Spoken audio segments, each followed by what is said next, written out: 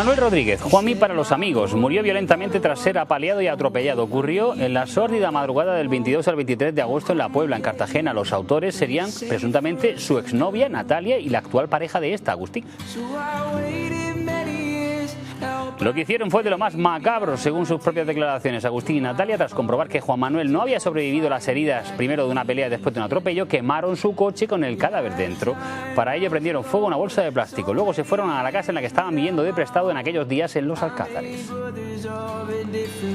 El suceso, por violento e inesperado, ha supuesto una conmoción para su familia, que no esperaban que Juan Manuel, de 34 años, con una hija pequeña de una relación anterior, tuviera un final tan horrible.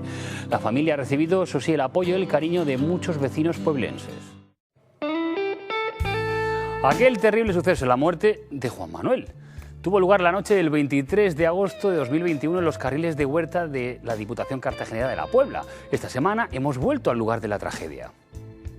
Tenemos que confesar que nos ha costado localizar el lugar donde Juan Manuel Rodríguez perdió la vida. La zona ha sido roturada, cultivada y ahora tiene una imagen distinta. Pero su macabro sello sigue marcando fijamente esta tierra. Lo que no parece tan fijo son algunas de las pruebas del caso, ya que podrían ser anuladas. Hemos sabido que se ha solicitado al juzgado que se anule, por ejemplo, esta reconstrucción judicial y se haga otra por vulneración de algunos derechos y formas en la ejecución. ¿Qué va a hacer ahora el juzgado? Pues antes de abordar ese posible cambio en la investigación, recordemos que hay dos personas en prisión provisional: Natalia, la exnovia de Juan Manuel, y Agustín, la actual pareja de Natalia. Ellos además confesaron. ¿Para qué fueron ustedes allí? Para hablar. Cuando llega Agustín empiezan a discutir, se pelean. Yo le estaba diciendo que parasen, pero ellos no iban a parar. Los dos recibieron puñetazos en la cabeza. Yo le dije a Juan Manuel que se viniera, que lo iba a llevar al hospital. Y Agustín se subió atrás. Yo iba al hospital, pero estaban los dos diciéndome para un sitio o para otro. Yo no sabía llegar al hospital. ¿Dónde golpea usted a Juan Manuel con la llave inglesa? En la cabeza. En la cabeza.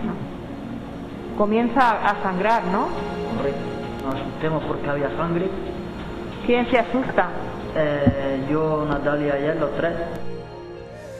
Cuando parecía que querían ayudar a Juan Manuel, Natalia, sin carnet de conducir, cogió el coche de la víctima para acercarlo a un centro de salud, pero lo que hizo fue atropellarlo. No sé cómo salió, si corriendo, si andando, yo me quedé un poco traspuesto. ¿Hacia dónde se dirigía? ¿Hacia dónde salía corriendo? Hacia la carretera. Fui a montar detrás. Sí. Y fuimos en busca de él. ¿Buscándolo para qué? Pues para recogerlo. No lo vi. Yo iba mirando a Agustín a la carretera, yo quería para allá, estaba mareada, yo no vi a Juan Manuel ahí. Lo vi cuando ya choqué, entonces me bajé del coche otra vez y ya me di cuenta de que le había dado. Agustín, ¿le dijo usted a Natalia que atropellara a Juan Manuel? No. Le dio un golpe directamente. ¿El cuerpo sale volando o del impacto se queda allí pegado al coche? Del impacto creo que salió despedido contra la valla. Tras el atropello, la pareja creyó que Juan Manuel había muerto y en vez de avisar a emergencias o algún familiar, decidieron quemarlo dentro del vehículo. Cuando se monta en el coche Juan Manuel, ¿estaba vivo? Sí. ¿Por qué motivo, después de coger usted el coche, en vez de dirigirse a dejarlo allí en el paraje, no se van ustedes a un hospital a llevar a Juan Manuel? Porque no estaba quiso, malherido. yo quería ir. ¿Quién no quería ir? Agustín, por miedo. Mientras que ya salimos de ahí, él ya estaba fallecido. Él ya desangrado por cualquier golpe, él estaba, entonces teníamos que volver otra vez al sitio donde estábamos para coger nuestras pertenencias que estaban allí. ¿Y no decidieron llevarlo a algún sitio? Ya estaba fallecido. ¿Quién decide quemar el coche con él dentro? Los dos. En este programa hemos dado voz a todas las partes de esta tragedia, a los primeros, a los familiares de la víctima. Porque ellos tuvieron la oportunidad de poder salvarle la vida, ¿no? Cuando le dieron el golpe con la llave, ¿por qué no decidieron montarlo en el coche y llevarlo a un hospital para salvarle la vida?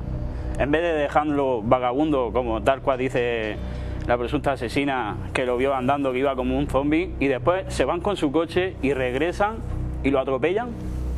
Esa es mi pregunta del millón. Y la pregunta que nos preguntamos muchísimo, ¿regresaron, pero para volver a quitarle la vida? También a la defensa de Agustín, que ya adelantaba que lo crucial en este caso y con estas confesiones será delimitar muy bien la atribución de responsabilidad, es decir, qué hizo cada uno exactamente. Agustín está arrepentido. En su primera declaración ante la jueza manifestó que él estaba arrepentido, pidiendo perdón. Lo que sí te quería comentar, Alejo, es que él reconoce que tuvo una pelea con el fallecido. Se peleó con él 2 veces a lo largo de esa madrugada, pero en ningún caso ha reconocido que participara en la causa determinante del fallecimiento, de la muerte de Juan Manuel.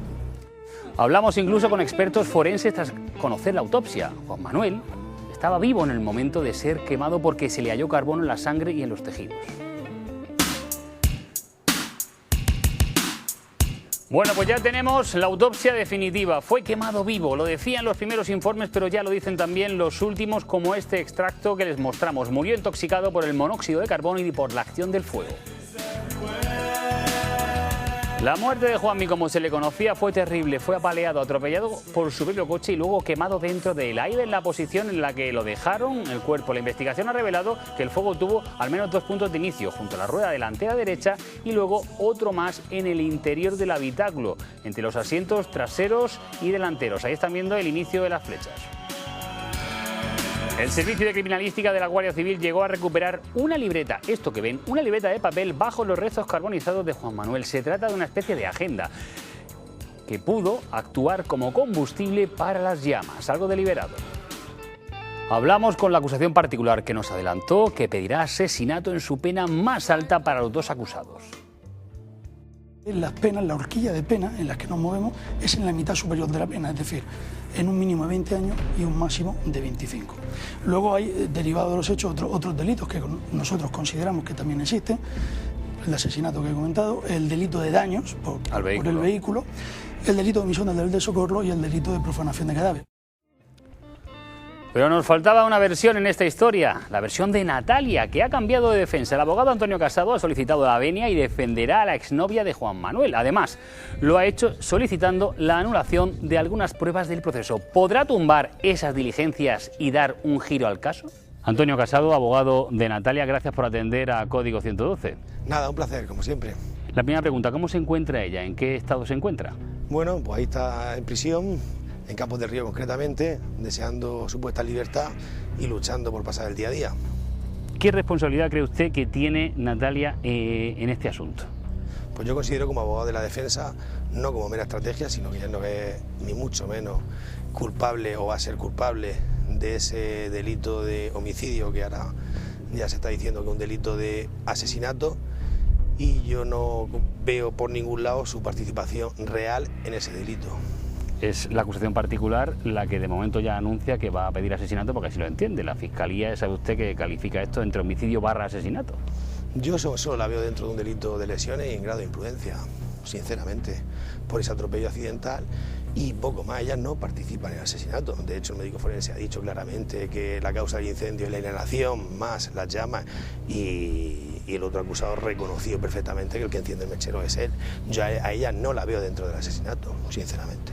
En sus declaraciones en sede judicial, el acusado, Agustín en este caso, afirma que son ambos, Natalia y Agustín, los que deciden quemar el cuerpo del fallecido, presumiblemente para eliminar pruebas. Bueno, las declaraciones de los coimputados tienen el valor probatorio que tienen. No hay prueba alguna todavía que sea capaz de desvirtuar esa presunción de inocencia de ella como participante de alguna de las formas del asesinato, ni siquiera como copadera necesaria. Yo tampoco lo veo, ni en esa figura. Es él el que reconoce que se queda con el cuerpo, ella se tira, que no va en el suelo, llorando, presa del pánico, en mitad de la noche a las 5 de la mañana, después de haberse bebido 8 litros de alcohol. El otro también había consumido cocaína en base y también queda debidamente acreditado. Yo a él, si lo veo dentro de ese delito, lo veo, pero sinceramente a mi clienta no la veo ni por asomo. Entonces, en el caso de Natalia, si lo he entendido bien, solo se circunscribiría al tema del atropello. Pues sí, como mucho.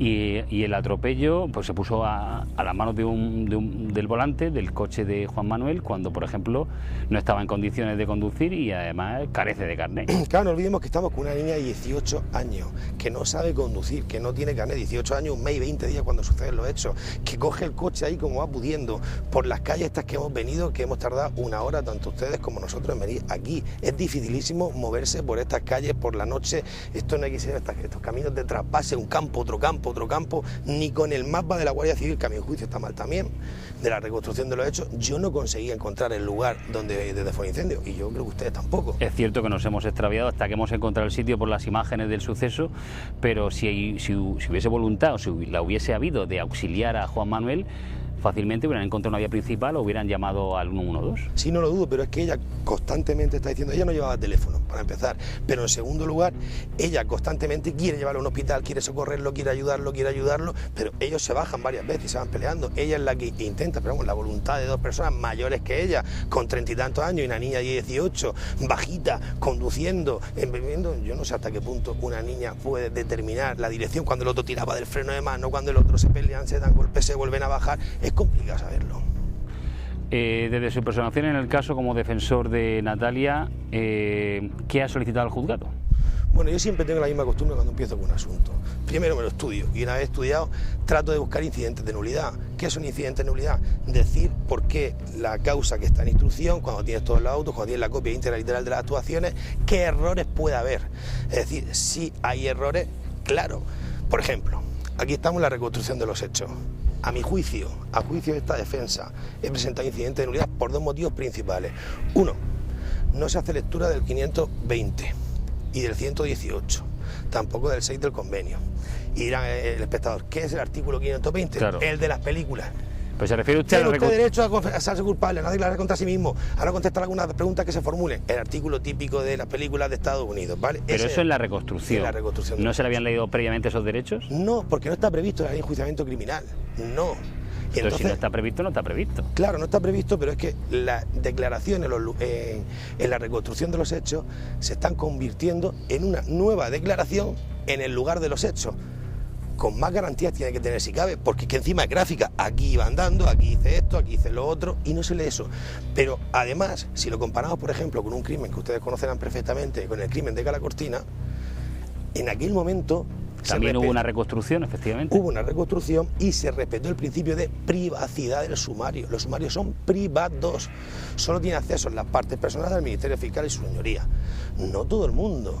Y esa reconstrucción de los hechos se hace a la luz del día, sin acordonar la zona debidamente, con gente pasando por allí, por vecinos, y también adolece de ese vicio de nulidad, a nuestro entender. ¿Por qué? Porque la sentencia o los juicios sí son públicos, porque el derecho penal es público, pero toda la instrucción, toda la investigación, todo el sumario, lo dice clarísimamente la ley, lo dice clarísimamente la jurisprudencia, son privados y se debe velar por la garantía del derecho. Entonces, ¿qué hace un abogado al inicio cuando estudia? Ver no si el cliente es bueno o malo, si lo ha hecho, si no lo ha hecho, ver si se han respetado las garantías y sus derechos, que para eso estamos, nosotros estamos para defender los derechos de los clientes. Entonces, si lo he entendido bien, al margen de la lectura de los derechos, ¿entiende usted que la actuación o el ejercicio de los medios de comunicación ha podido perjudicar en esa reconstrucción y por tanto desvirtuarla? Sí. ¿Por el ejercicio de los medios de comunicación? Claro. La prueba es muy sencilla. Cuando se toma declaración a un imputado, a un investigado, a un acusado, los medios de comunicación no pueden entrar a la sala. Va el juez y cierra la puerta. ¿Por qué? Porque es privada. Pues igualmente cualquier diligencia de investigación que se hace durante la instrucción, durante la fase de investigación, es privada. Ni pueden estar los medios, ni pueden estar los vecinos pasando por allí, ni 4 coches por aquí y tal, ni espectadores, ni nada. Es privada. Sí, y si no se hace, debe de vengar en nulidad. Problema de la ley española, que el incidente de nulidad lo resuelve el juez de instrucción. El mismo juzgado que ordenó la diligencia. El juez. ¿Difícil ganar la instrucción? Hoy día en España es casi imposible ganar esa nulidad. Hay que esperarse al juicio como cuestión previa. Entonces no puede haber quizá otra instancia de amparo, recurso a previsible decisión sobre ese incidente de nulidad. Ese incidente de nulidad se puede arrastrar hasta Estrasburgo, sin problema ninguno. Sin problema, puede llegar hasta Estrasburgo. Pero en el momento inicial, durante la fase de instrucción, con lo que conteste su señoría, se hay que ir a juicio. No cabe recurso ni con el juez decano, ni en apelación ante la audiencia, ni ante nadie. ¿Qué pasa? Que esta defensa ha presentado, nada más estudiarse, 7 incidentes que considera que se han vulnerado derechos fundamentales de los detenidos, de los encausados, ¿vale? Entonces, pues bueno, en eso estamos. Bueno, por alusiones diría que el ejercicio del periodismo está también asegurado por la Constitución, siempre y cuando se salvaguarde una serie de mínimos imprescindibles, y que bastante le cuesta a los reporteros intentar saber por dónde va el asunto y, por ejemplo, conocer a las personas que participan en una investigación, siempre respetando el interés judicial y de los administrados. En cualquier caso, ha hablado de la reconstrucción. ¿Qué otros incidentes, por ejemplo, ha visto usted y ha reclamado? Bueno, cuando, por ejemplo, declara la madre de mi cliente, de ella, el derecho español te concede lo que se llama la dispensa, es el artículo 416. ¿Qué significa la dispensa? Que a una madre hay que informarla debidamente, no leerle el derecho, sino hacerlo comprender que no tiene obligación alguna de declarar contra su hija. Y si quiere, la ley no le va a perseguir, aunque sea testigo o sea lo que sea. Pues bueno, llega la madre a declarar y poco más que... ¿Quiere usted declarar? Sí, adelante, póngase a declarar. No, no se hace así. Se le explica claramente el artículo 416, la dispensa que no tiene que dar, y una vez que lo ha comprendido, que no leído, comprendido, comienza la declaración. Tampoco se hizo. Pero es que llegan a declarar, ya que es el colmo de los colmos, tanto Agustín como ella, y cuando declaran, cuando se le toma declaración en el juzgado de guardia, directamente dice, ¿quiere usted declarar? Sí, y empieza la declaración. Vamos a ver, hay que leer un 520 completo y hay que leer un 118 completo. Y una vez que lo ha entendido, que es una niña de 18 años, cuidadín, que viene 3 días de estar en un calabozo estigmatizada, porque se está 3 días en un calabozo, y un hombre con un 40% de minusvalía, o 30, no sé cuánto se refiere al acusado. El otro coacusado, qué mínimo que explicárselo 2 o 3 veces, porque es que se están jugando 25 o 30 años de prisión. Cuidado, que no se están jugando una pena de multa, que digan, bueno, pues no pasa nada. Es que estamos ante pena de las más altas del Código Penal.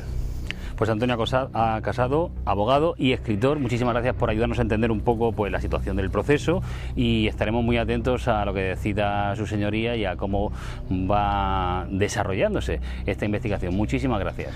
A usted, una más, muy amable.